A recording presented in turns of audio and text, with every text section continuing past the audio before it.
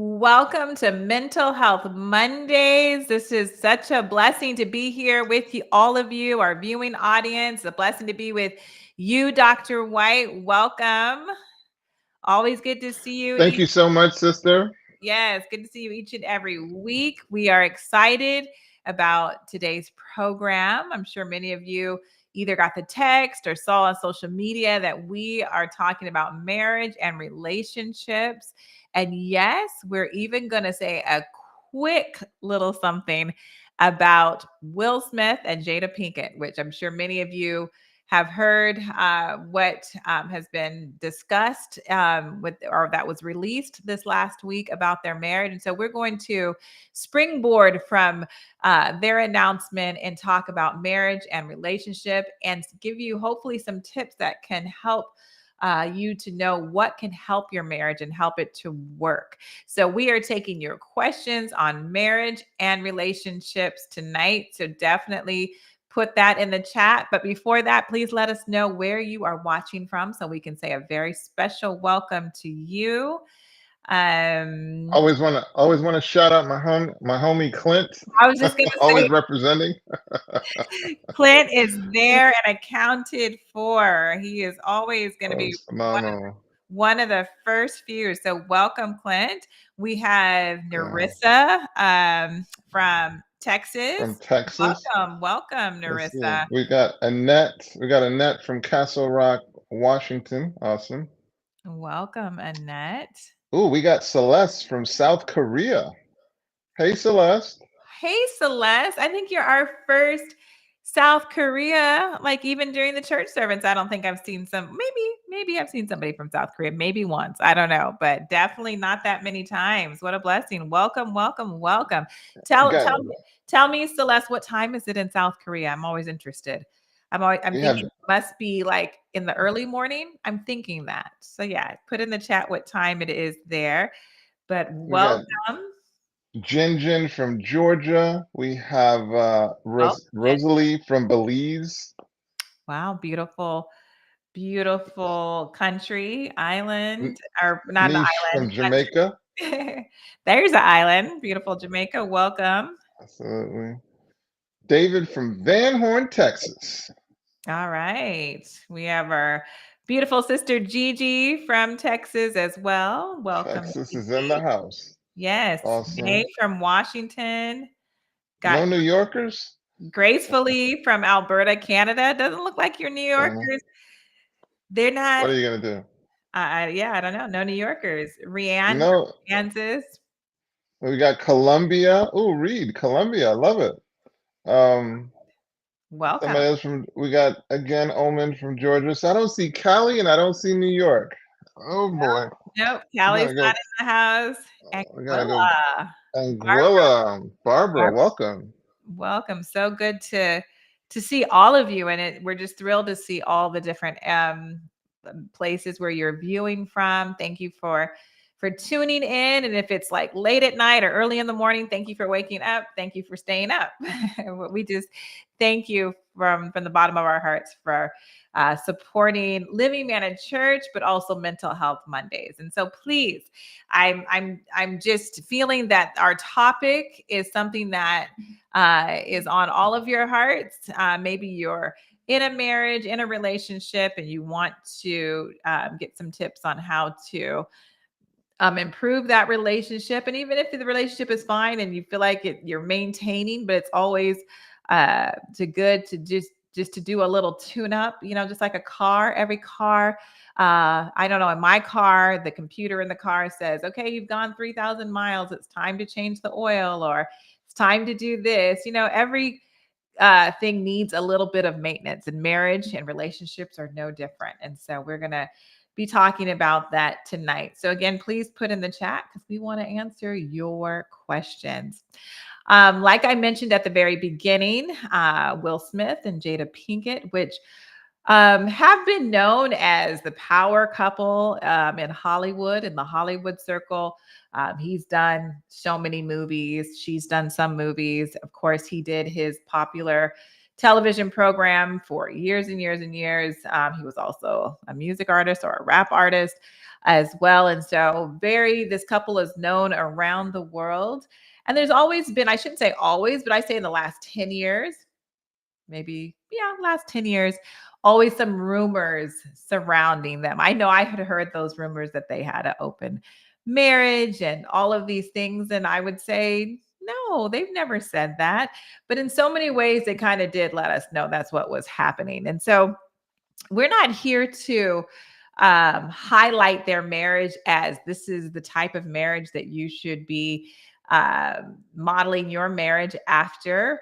But they, were open and honest. Really, she was open and honest this week about just the fact that they had challenges. And in her words, they decided to stay married, but to actually separate, stay married, but to separate and to live separate lives. And in all reality, that's not what marriage is all about. Marriage is about living your lives together. But like I was telling Dr. Whyte off air, so many of us are probably like, wow, how could they do that? Like, that's not really a marriage. And it's true, it's not.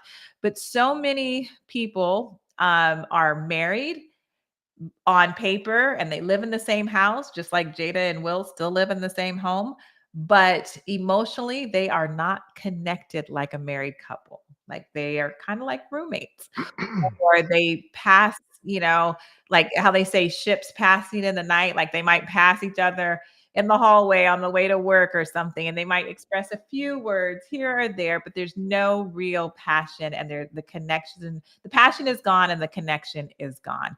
And so that's what we want to talk about tonight, that it's easy to judge what they did or what they're doing, but in reality, a lot of us do that as well. And that's what we don't want for your marriages. We want your marriages to be happy, healthy, vibrant marriages. And we know that that takes work. So, Dr. Whyte, you have some words to, Yeah. share? What what I was going to share is it's interesting when you see people performing at really high levels, and sometimes you even say that you want fame, and you want it until you get it. Mm, But the investment that you have to make to perform at these really high levels, one of the things I've always been struck by is Will Smith's commitment to excellence. mm-hmm, It is when he delivers, his performances. Um, he does it with such a he makes it look natural. He casts this illusion that it's all natural, mm-hmm, when in fact he puts so much work in. I was especially struck by the movie Men in Black, where it's just the scene of him running. Supposedly, he was coached by a track coach. I think it was at UCLA for like 6 months on mm. how to run Oh, wow. and make it convincing. Mm-hmm, And I bring that up because when you're performing at that level, when you're achieving at that level, when you have that level of publicity on you, there's a stress that you can experience that I think we can, sit back and we can learn from it. right. That we can first and foremost, I think we do need to acknowledge some gratefulness for a commitment to be that excellent. Mm, Okay, first of all, let's acknowledge that. But then let's double back and say, well, what can we learn from it? What can we then say? Okay, how do I perform at a high level and right, at the same time um, make sure that I keep my relationship as healthy as possible?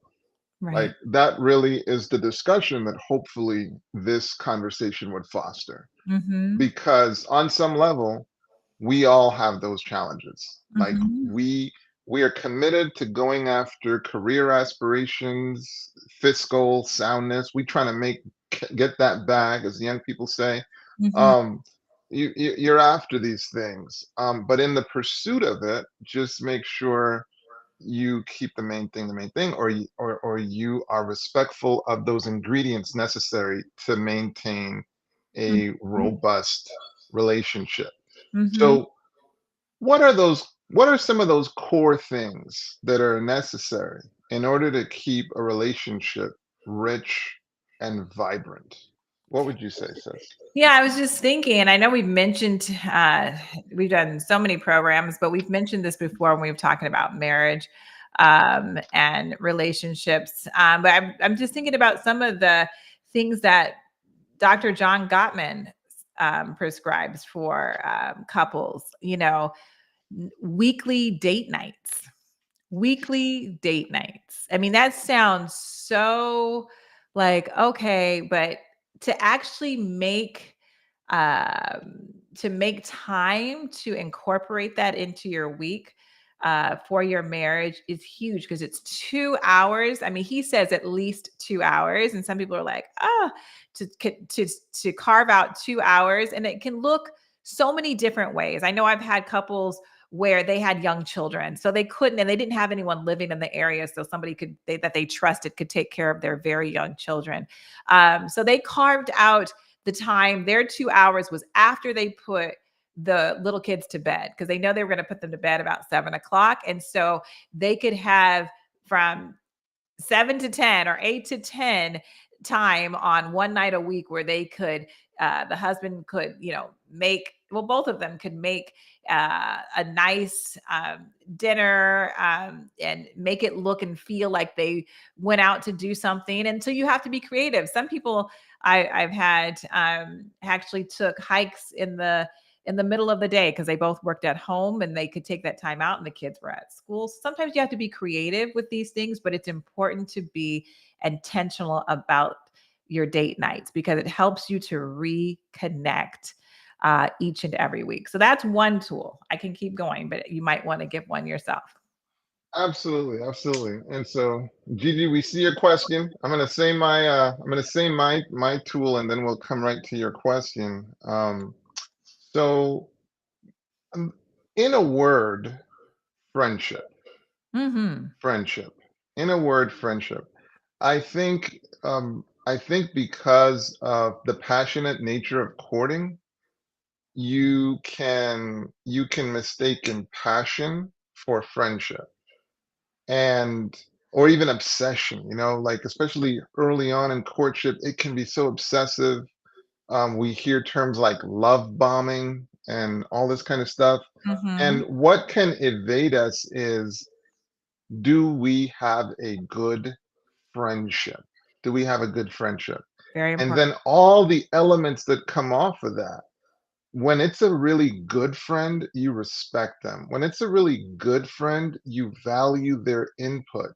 When it's a really good friend, you're emotionally invested in them. Hmm. Um, you regard them. You want to look nice for them. You want them to look nice for you. Right.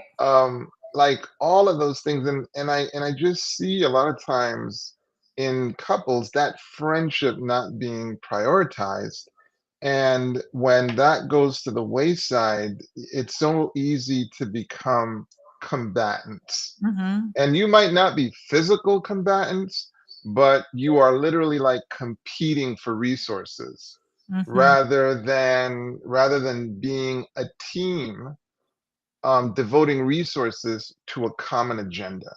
Mm. So I think that that's really the core thing is with a friendship, you have a partnership, you have an allyship, Hmm. and resources are devoted to the common goals of the relationship, Hmm. as opposed to when that disintegrates, everyone's trying to pull resources Hmm. and it becomes a fight. Yes, I totally agree, and I think that connection time that you can make, not just like what I like to tell people is not just once a week for those 2 hours, like just solid block of time for your to build on your friendship. As you were saying, I feel like the connection that's made builds on the friendship that you have as your foundation, but also having little connection times throughout the day. It could be a text of how much I appreciate you. It could be a phone call. You could just say it out of your mouth in person to your spouse. Just letting them know on a daily basis how much you love them, how much you appreciate them. Not that you're love bombing them, but it's just a simple little, this is how much I love you. Just a little drop. Could be a little note. I read something in a book. Um, it was this old, I can't remember how old the couple was. I think they were like in their 80s, and I forget how many years they had been married. But every single day, they would write, like, they had this thing, they would take the first letter from this phrase that I'm about to say, "This is how much I love you," which was TIH, and it continued, "This is how much I love you."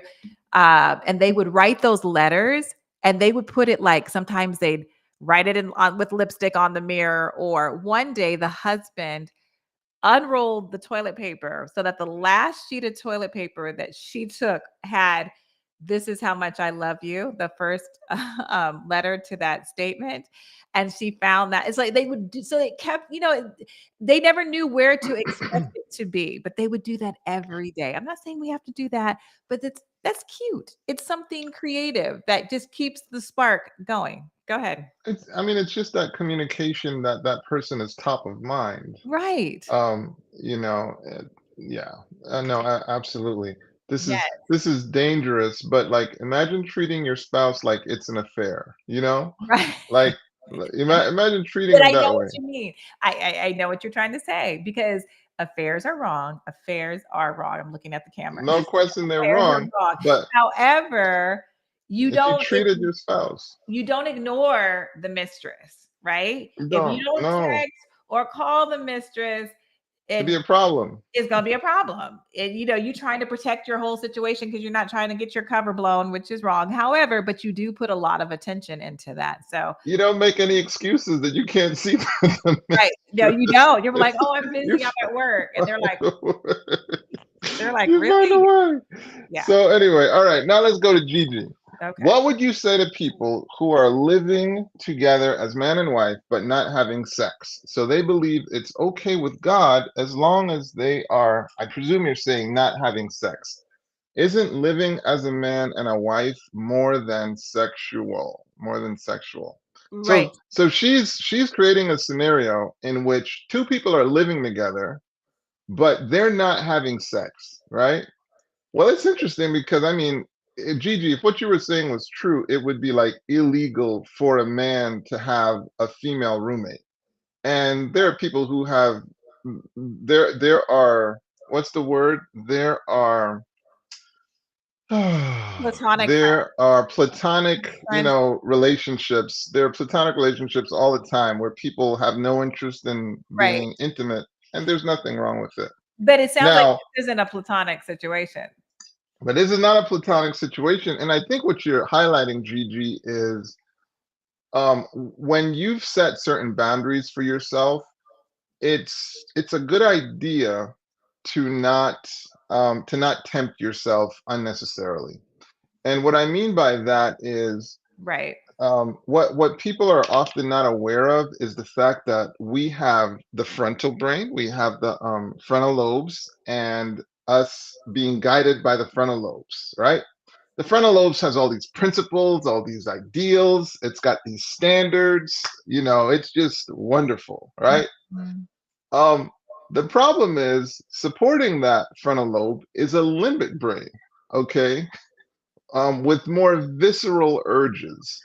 And what can happen is you're sort of like a different person, or the values that you prioritize with your frontal lobe, when the limbic brain is sort of taking over and you're now having to deal with those kind of urges, including sexual urges. Mm. Sometimes all those priorities and principles, they take now a back seat Right. to more primitive urges. And it is when you understand that while I'm not going to be driven by my limbic brain, let me not put myself in situations where I'm Mm. vulnerable.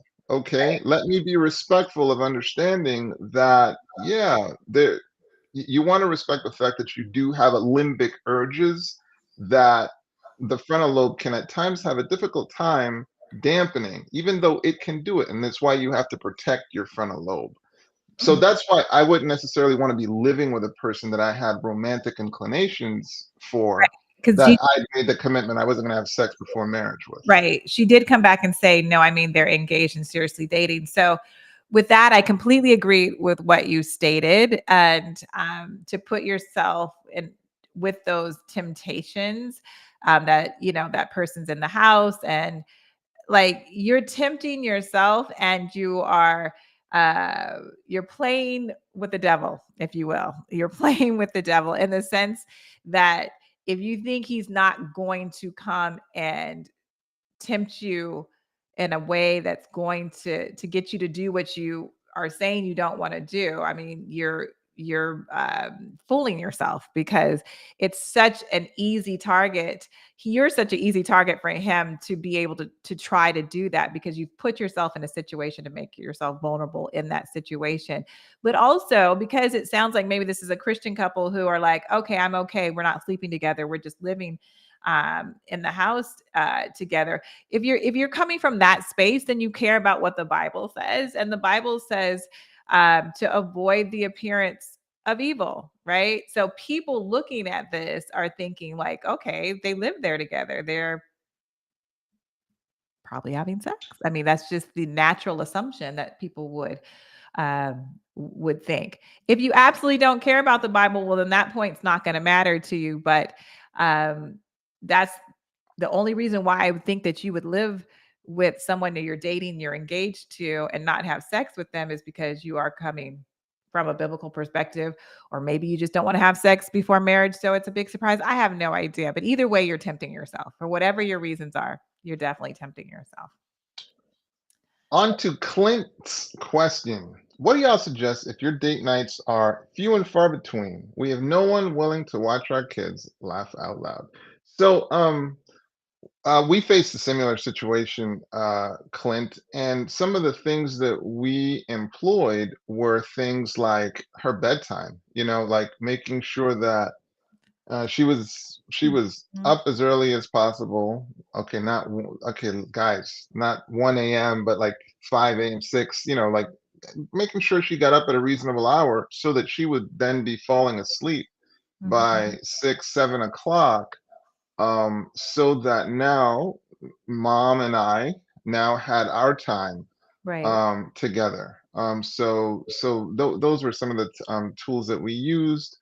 um and then, yeah, sometimes it's just being creative, because obviously I don't even know how old your kids are, Clint, but I think it's absolutely critical that you give things that, it has the marriage has to get its, priority. You have But yeah, we would exploit the sleep cycle. Yes, yeah, you then that's what I was saying that some couples did, that I've, had for clients. They had very little young children, so they were able to put them to bed by 7 o'clock, and they were able to make those if they wanted to be to bed by 10, those 3 hours was, a date night for them. And they even would take those evening time hours on a regular day just to spend, some connection time. I know the question. Okay, here it is. The Yeah. next question kind of ties in with what I want to say. Why do wives and husbands allow the children to change their marital relationship? Um, Deborah, that's a good question. And I love to tell couples that, your relationship, your marital relationship should be priority above the children. And people look at me like, what?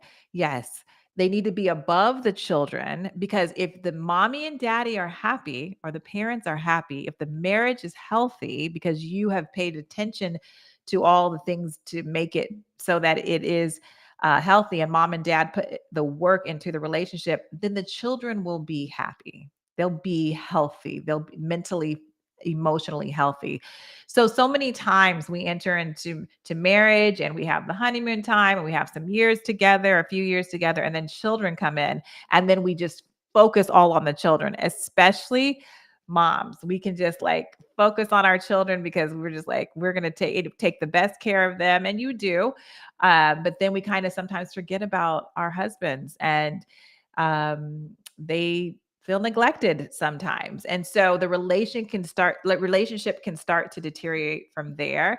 And so it's so important to be mindful to make sure that the relationship, your marital relationship, is taken care of, even takes, supreme over the children. That is so very important. Even again, and I feel like I'm picking on wives. I'm not picking on wives. I am a wife as well. But sometimes we're the way that we talk to, or like we'll be in a mother mood, like always talking to kids all day long. And then we don't know how to flip the switch, or flip the switch down, whatever you want to say, and become a wife, and back, be a wife to our husband and talk to them like this is our husband, this is an adult. We just kind of just go from talking to kids in our motherly tone and telling them what to do, and then we just go right into a conversation with our husband, and a lot of times we'll continue the same attitude and tone with our husbands. And how many of us have heard, you treat me like a child, like you're speaking to me like a child? It's because we've been talking to children all day. And sometimes it's hard for us women and moms to switch that flip. But we also want to be very intentional about that as well, to say, okay, I'm going to go in here and have grown up talk with my husband and connection time. I once heard this very naughty statistic that with the birth of each child, marriage satisfaction goes down by 25%. You heard that? I haven't heard that, but wow. I'm, I'm totally joking, Oh, and okay. I can't remember the statistics, so please don't quote me on that. But I just thought it was hysterical. Yeah. But I agree with everything you said, that you have to really and truly remember to prioritize the relationship. Um, so how long does one stay with a non-believing spouse before giving up? How long does one stay with a non-believing spouse before giving up? Go for it, sis.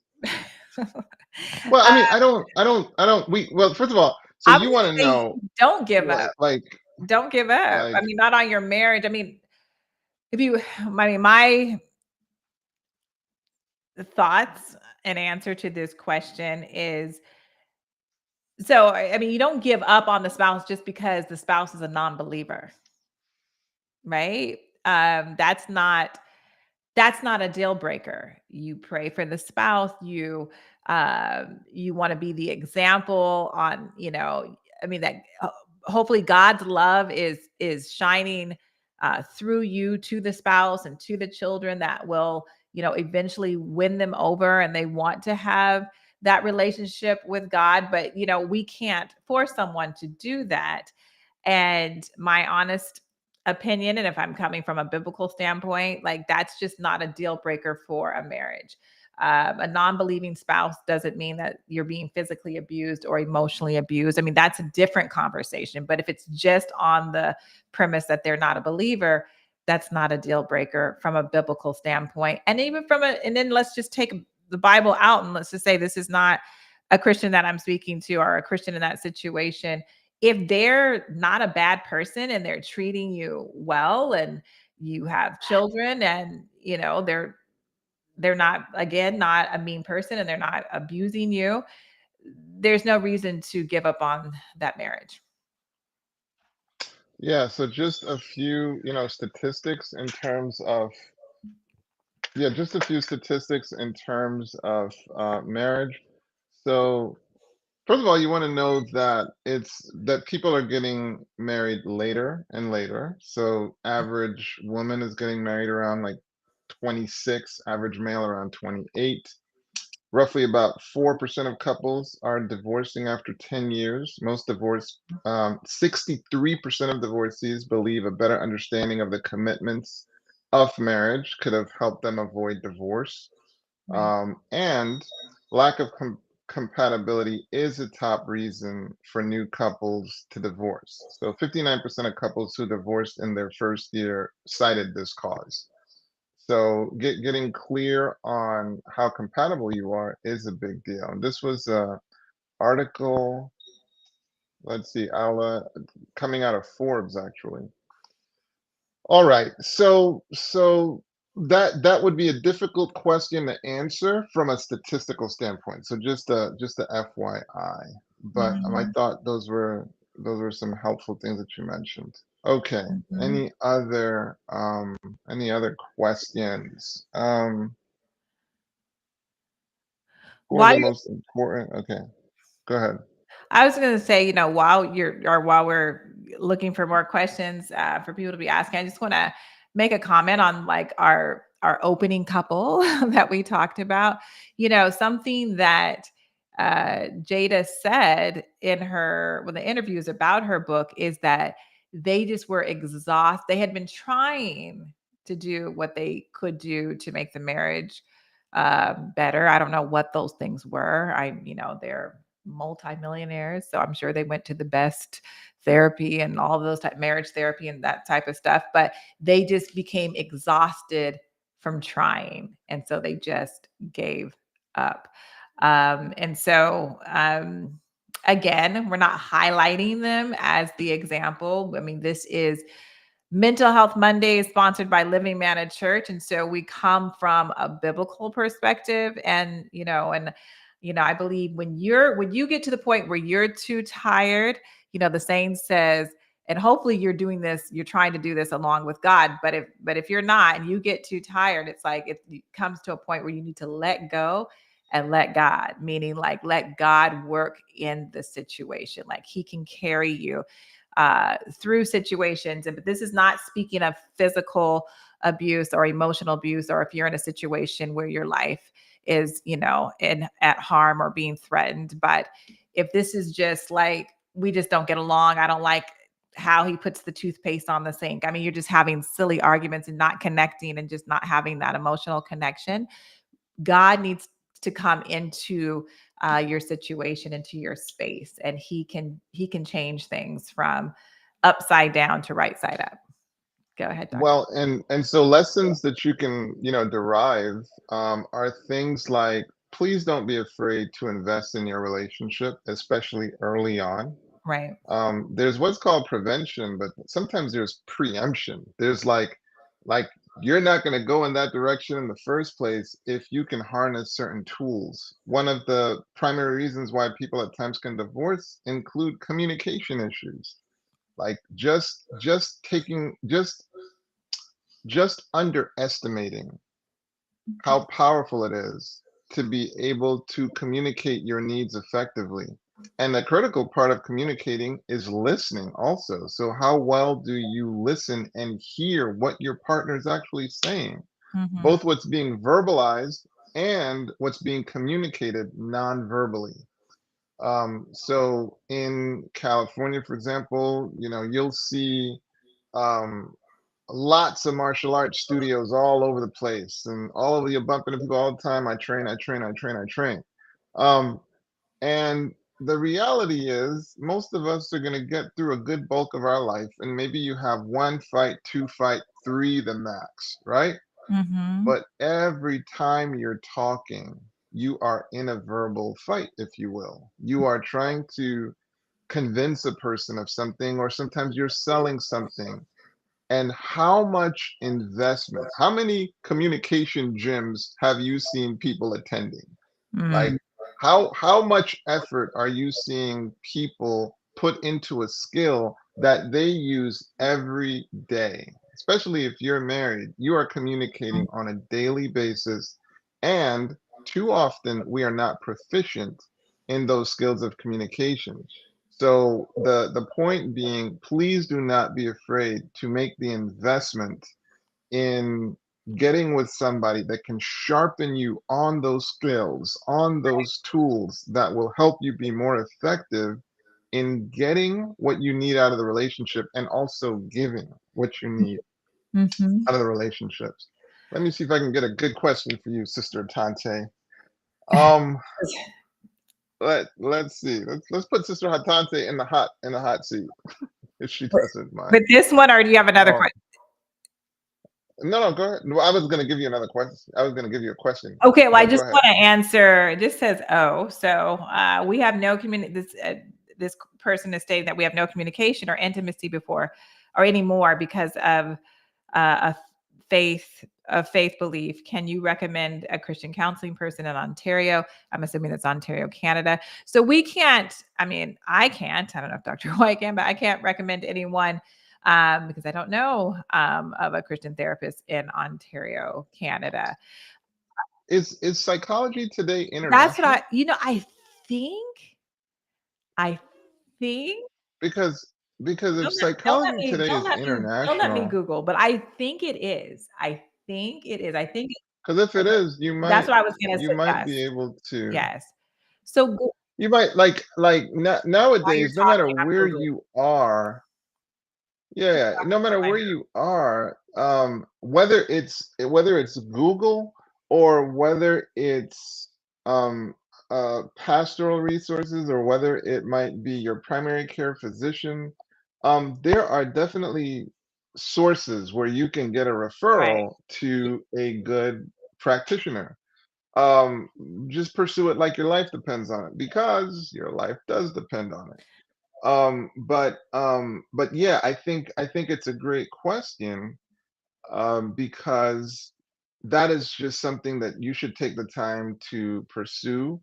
And please don't wait till a crisis. Do not wait till a crisis. Get that team set up Yeah. pre-crisis so that when the crisis hits, you're ready. You're ready to hit the ground. You know But I hope you really caught the point that we all could use some good counsel and some intention put into building this skill right, that we use right. all the I time. couldn't do a fast enough Google search, but to this person, please just see if psychology today is international. And like Dr. White said, if it's not, you can Google your local area of a therapist near you. And I just want to say, I know you said you were specific about a Christian counselor, and that's all fine and well. And I mean, Christian counselors can come from a perspective if you ask them to. But I can just tell you that I've worked with some amazing, amazing therapists who don't lead with the fact that maybe they're not Christians, but the things, I mean, there's still the quality of therapy that they provide is amazing, and input that they can give to your marriage. I even say that because some people say like, no, I want a Seventh Day Adventist therapist. I was like, you don't have to have a Seventh Day Adventist therapist to get help. There are many just regular Christian therapists out there, or even non-Christian therapists that can at least be a third party to your situation and help in your marriage, and to have a perspective, help you have a healthy perspective in the way that you speak, or and communicate, or listen to your partner. So I just want to put that out there because I feel like that's a So myth. what one of the things is one of the things you get places like Gottman Institute or whether it's Michelle Weiner Davis divorce where they actually have workshops and weekends where you can actually have intensive Right. focus on issues. And so you might be in Canada, but you could fly in and have some devoted True. time with these experts actually kind of pouring into your that so no matter where Right. you could potentially make that investment. And it's only marriage, right? It's only that relationship that can reduce your wealth in half, so it's a pretty important um, it's a pretty important issue. Right. But oh, and then some of them even have digital so that now you could avail yourself of their resources, Right. and they're not even your therapist, but Yeah. they have things you can purchase and benefit Right. from their expertise. Right. You know what? You're starting, it's you haven't popped in months. But you're popping Am just I well, popping? you were, or you were just a little bit. And I'm thinking maybe I can take this question and then you can like go out and come back in. I know that's what we used to do, but yeah, it's still a little poppy. So I don't know. And it just happened when you started answering this question. It wasn't the whole time at all. I have no idea. Okay. So you can go out and come back in and see if that helps the popping. Okay. Okay, Malachi 2:16, the Lord says he hates divorce. A lot of couples are staying in relationships because of this, and the marriage is not real. Just face value, similar to the news this week. Isn't this a lie? Good question, Studio 1080. Our good statement and question. I'm going to tell you this. This is something my husband and I are studying right now about, because we get a lot of questions when we do our freestyle on Sabbath. For those of you who do worship with us on Sabbath, we get a lot of questions on marriage. We've had a ton, and on marriage and divorce. And so we want to give it its true quality time, and I want to do that as well. So I'm going to ask that you stay tuned to Living Managed Church and get the update so you know when we're going live and when we're going to talk about this marriage topic, specifically about divorce and like from a biblical perspective. But to answer a portion of your question, Testing 1, 2, 3. Is it popping still, or is it it's nice? not popping. It's not Yeah, popping. all right, go for it. All you. Or a lot of couples are staying in relationships because of this, and marriage is not real. Um, Yes, I mean, like, look, we were all blindsided by Will and Jada. I mean, they were, because they knew privately that they weren't together, but their public um persona was that they were still a couple and they were still married. And so that's why people were so taken aback. So yes, you are not portraying the truth of your relationship. But again, if you stay tuned to Living Man in Church, you will get some of the biblical answers about divorce in different situations. Because I will say this, it's not as cut and dry all the time as we think. So moving on, if we can take a next question. What can you do when your spouse avoids communication? Um, well, the good news is it's almost impossible for a person to avoid communication um, when you understand that there's verbal communication and then there's nonverbal communication. Right. So the very act of not saying something, the person is communicating something to you. Yeah. And typically, when people grow silent, it's because they feel as if their verbalizing things has been falling on deaf ears, and they now don't trust you with the verbalization. Right. Um, Obviously, I don't know your scenario, so this totally might not speak to what you're saying. I'm just sharing with you some of the kind of principles, that at times can be in play. So when a person is not speaking, it's worth asking yourself, what have they said so much? It doesn't even need to be said again. What is it that they've been trying to say that they could possibly feel like I've been ignoring? Um, and that then allows you to say, look, it it it it it it feels as if I perhaps have not been hearing what you've been saying. In Mhm. fact, when I kind of rack my brain, one of the things I remember you saying was X, Y, or Z. You mentioned that I don't listen to you. I blah, blah, blah, and you just list out it, in your heart of hearts, what's this person been saying that I've been kind of bypassing? If Mhm. they were speaking, what would they probably be saying? And Mhm. sometimes when you start the discussion that way, it's helpful. The other times, sometimes it doesn't warrant a discussion. Sometimes it warrants a response. So if a person's been appealing for apple pie, maybe, and I'm totally oversimplifying it right now, but maybe what would get them talking is if you produce some apple pie. Lo and behold, they're like, Mhm. okay, well, looks like you're hearing me now, so maybe we can re-engage the dialogue. And of course, so there, I want you to see the myriad of reasons that can be causing these things so that you can see this is just so that you can understand the importance of getting a trained professional focused on your situation. Right.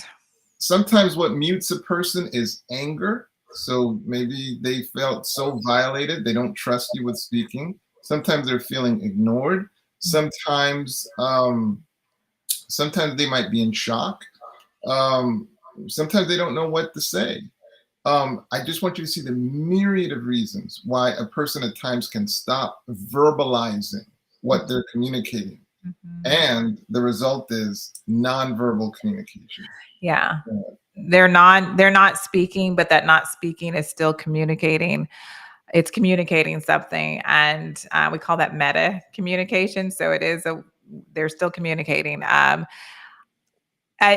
don't know if it, like, again, like Dr. Whyte said, we don't know your exact situation, how long, that's been, happening, or how, that your spouse is not communicating with you and there's been silence. But truly, truly, uh, this is a great time if, the spouse is willing, if you're both are willing to go and find a marriage and family therapist, or just a therapist that can help in your marriage, if they're willing to go. This is a great time, because maybe the spouse will feel safer in a space to talk about what's really going on in their heart with a third party there.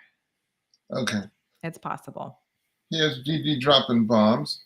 What Yeah. are some tools to use when trying to work through past infidelity? When memories of the past come back, even though there has been true repentance, how do you fight these thoughts in the moment? Okay, so now, Gigi, you're asking the question from the victim's perspective.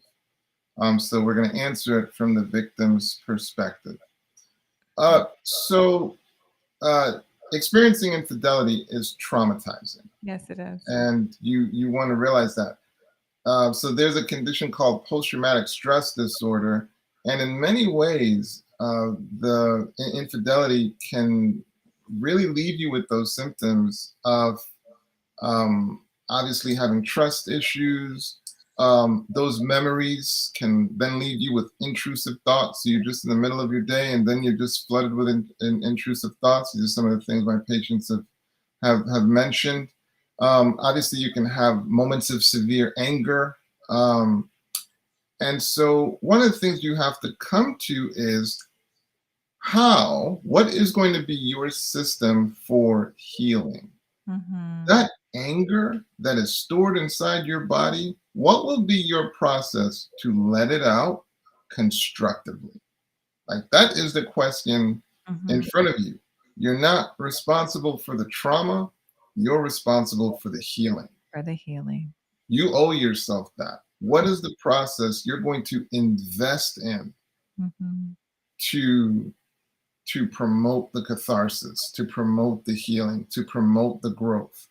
Mm-hmm. So an important question that you have to ask yourself is, do I have the ability to really and truly forgive this person and not subconsciously punish them? Right. Okay. Not succumb to belittling or being caustic, being hostile. What do I really have the ability to do that?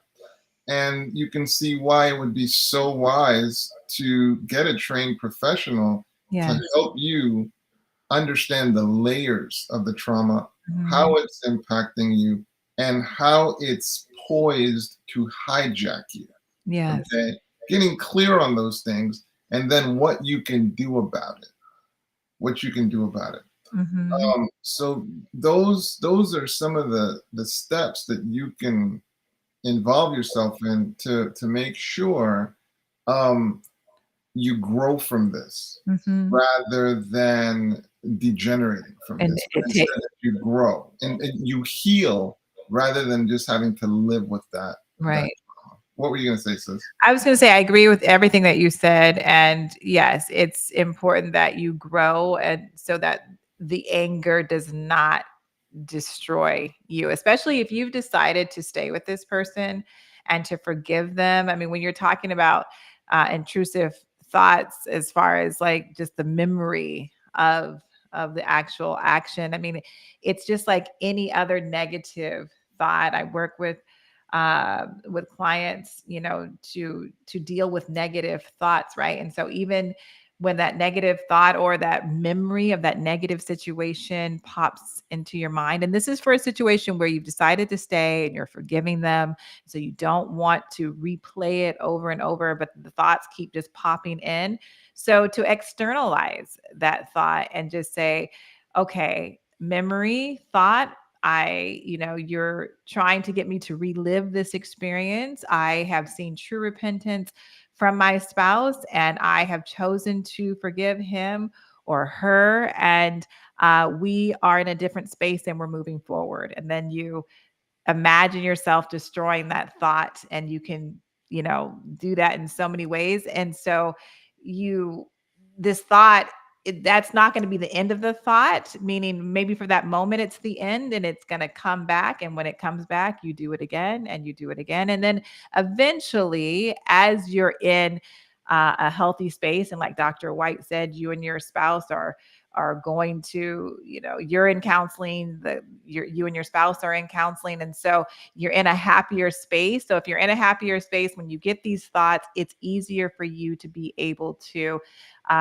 externalize that thought, have a conversation with that thought, and destroy that thought. If you're in a happy, if you're in a happier space, if the marriage is not going in the right direction, in a happier space, then it's going to be difficult to deal with those thoughts. And then you have to ask yourself, why am I in this marriage? What am I doing?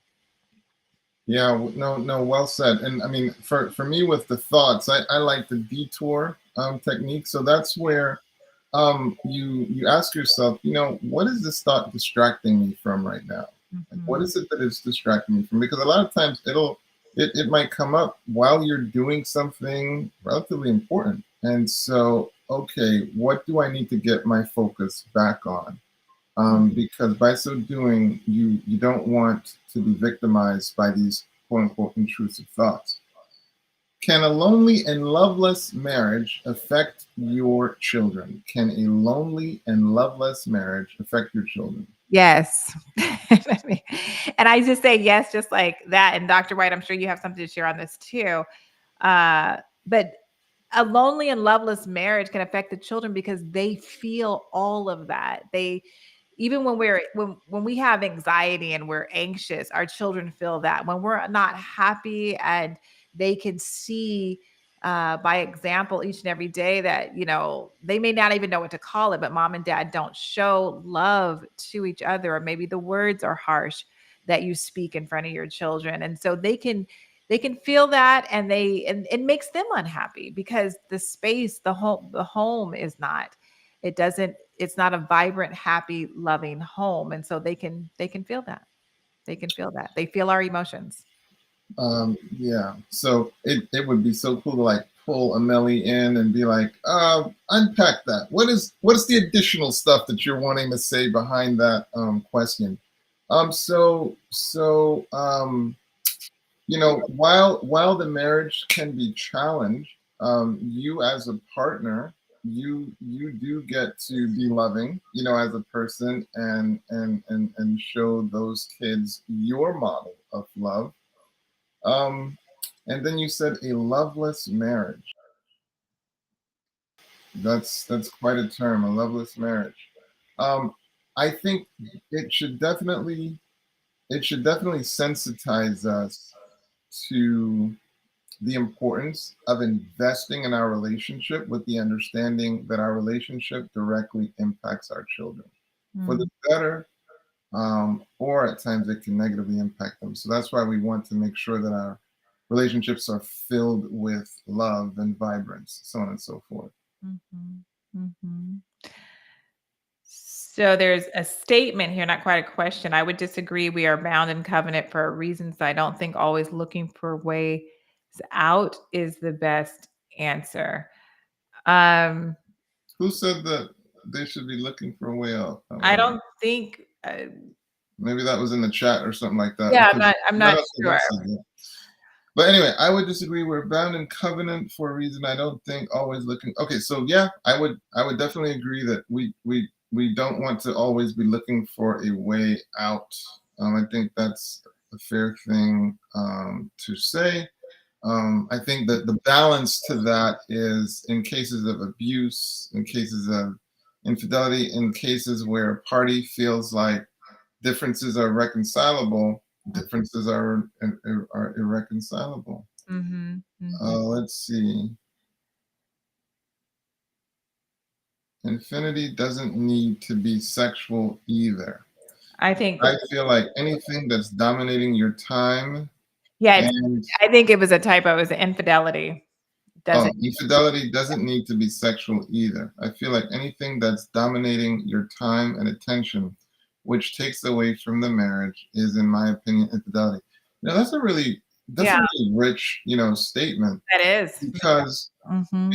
once you do that, you start to realize, is it my hobbies that could be taking me away from, my spouse? Is it my relationship with others, whether romantic or non-romantic, that could be distracting me? Like, one of the things you got to realize on this planet is our resources are limited. Mm-hmm. Our resources are limited. So, is this really deserving of me taking resources away from my spouse potentially and putting it over here? Is this really appropriate? Mm-hmm. That's a decent question to ask. So that's a really good point, Michelle. Um, let's see. I have a mother-in-law that's the wife. I don't know what you mean by that, Michelle. I don't either. I don't know either. Emma, stop setting us up with these questions. I think Amber's delirious at this point. Oh, I want to say somebody said, they sent a greeting to us and said, Atonte and Dr. Whyte, me and my house are in need of your counseling services, please.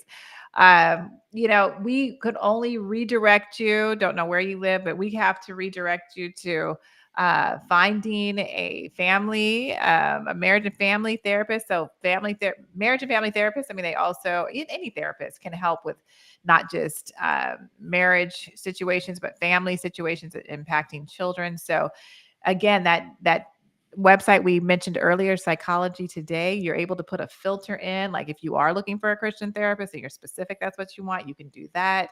You can find a therapist in your area. And so, yeah, that's the way that has to work, because we are in two different states and legally can't just Yeah. provide care for people in other states. So, but somebody in your area can. Okay, and so I think just Michelle just further clarified. And so we definitely want to try to respect your privacy on some level. So that's why we do want to kind of be sensitive with some of the comments that we feature, just because, yeah, it's like we kind of would rather keep the principles such that they're more universal rather than like getting really, really specific. But hopefully you guys are getting the point that these kinds of sensitive issues, they have a huge impact, and it's a very wise investment to say, you know what, I want to invest in getting a counselor that can help me in my situation. As you take a look at these principles, like the principle that a vibrant relationship is going to impact the kids the same way that one that is void of love, it's also going to impact the kids, and it's going to impact the two people involved as well.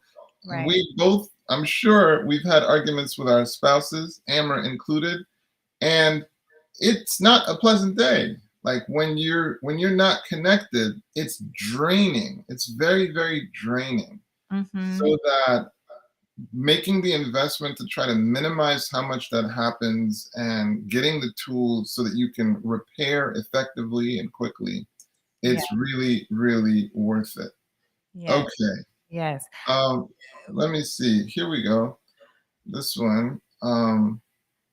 This will be our last one because Okay. we started a little bit late, but Yeah. so this will It's be our last one. Talk about leave and cleave. Very important. A lot of parents interfere with marriages. Studio. What I would say is one of the concepts that you come across is this concept of vaults. Okay, vaults. And if you look up the definition of a vault, it will say a vault is a space within which valuables are kept. A vault is a space within which valuables are kept. And the more valuable something is, the more careful the boundaries are that are going to be around that thing. And so what's interesting about boundaries is, especially when something is valuable, it's not completely walled off. There's a door. You can access it. But a lot of care is put into what can come in and what cannot come in. So when you're forming something as important as a relationship, what you allow to come into that relationship. Okay, this is the leaving and the cleaving part. And what you do not allow to come into that relationship is very important. Right. How you design your home, how much peace you make sure is occurring in your home. Mm-hmm. Um, it depends on the boundaries that you set, you know? And so so it's really a discussion about boundary setting. What do you allow in? What do you allow out? Right. Consequences for boundary violations, and so on and so forth. What would you say about that? No, I totally agree with everything that you just shared. The boundaries is huge. Sometimes that's difficult for some because they just grew up in a home where there were no boundaries. So, but then when they go into their own home, they take that over. I can say that my husband and I were richly blessed. We didn't have in-laws. We had in-laws, both of us, who respected boundaries from out the gate. You know what I mean? Like we didn't have to necessarily put down boundaries because they just respected our marital space. And then if we, called out to them from time to time and say, hey, could get some advice on this, they were glad to share. But I know so many times that's not everybody's story and situation. And so you have to be intentional in setting those boundaries and just from the very beginning of the marriage and just making it very clear that we love both sets of our parents, but this is our marriage. And no one, like they say, don't let any man or woman to come in between. I think that's parents as well. Don't let any parent come in between you or your spouse. And so if you want to reach out and ask them for some advice, that's fine. But it shouldn't just come without you asking. And it definitely should the boundaries need to be set. They need to be set. Right. And yeah, you get to Michelle, you get to craft what the consequences should be. Naturally, they should be guided by the rule of law. That should help. But yeah, you get, and it's interesting, but because the police are literally prepared to help you enforce your boundaries. We literally live in a system of law and order that's designed to support our boundaries. Mhm. But that's how important boundaries are. Mhm. But the key thing is for you to design what are the boundaries, and then what are the consequences Right. that I will, put in place given the value of what's inside the vault. And in this situation, we're talking about that marriage vault. Mhm. Like the health of a society Mhm. is based on the value of the marital vault. Mhm. The happiness of the children, the happiness of the spouses depends on the value of what's in that vault. So Right. how important is it for you to bound it appropriately? Mhm. Mhm. Um, Yes.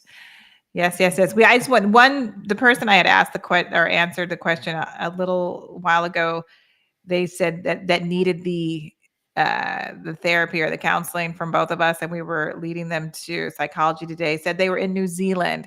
And so oh, I see. yes, but there are therapists and counselors in New Zealand as well. So you may not be able to do the Psychology Today because you're out of the country, but there's something that is similar to that.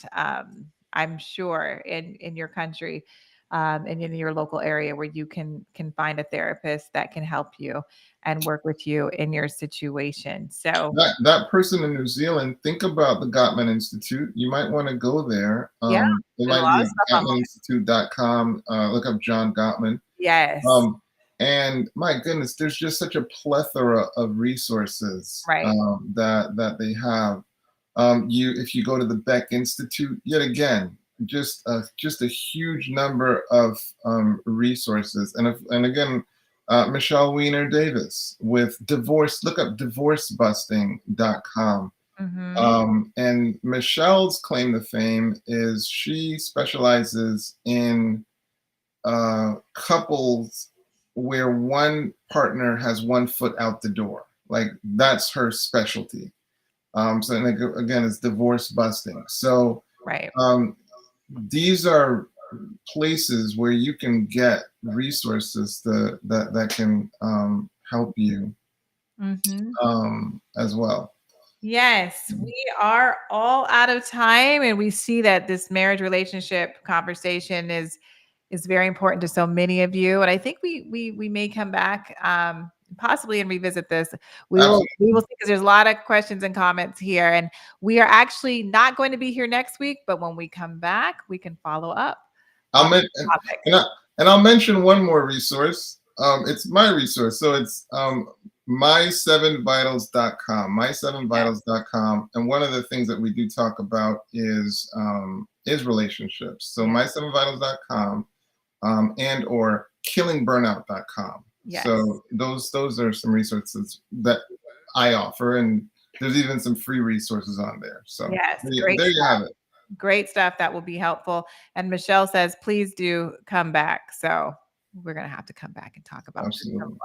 So, well, we thank you, all of you, for viewing. We had quite the worldwide audience tonight, from New Zealand to South Korea to here in North America. So we're thankful for all of you, and just want to have you have a good night, and for you to come back and see us in 2 weeks.